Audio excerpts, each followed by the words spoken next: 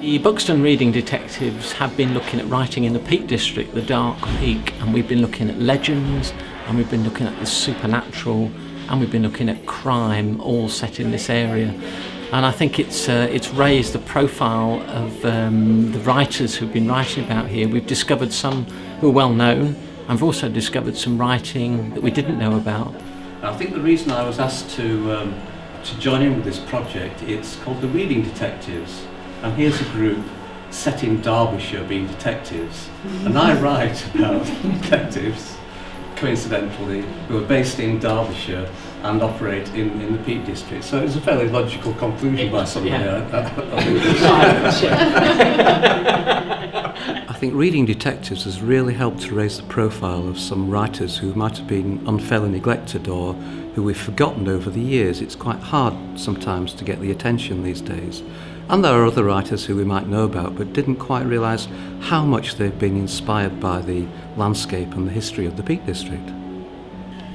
Well, Reading Detectives for me has been exciting because it's completely changed the way I looked at my book stock.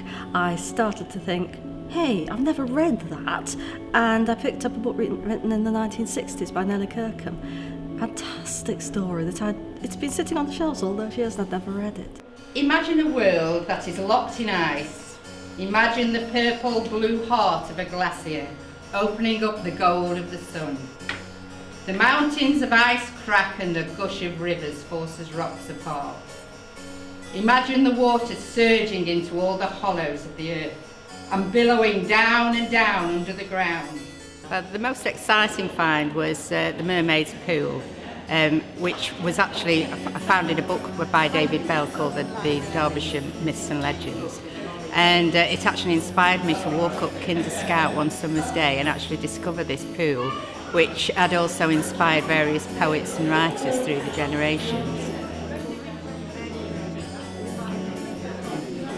I think Reading Detectives has changed my view of where I live in, or reinforced something, and that was how much we take for granted where we actually live and what's around us.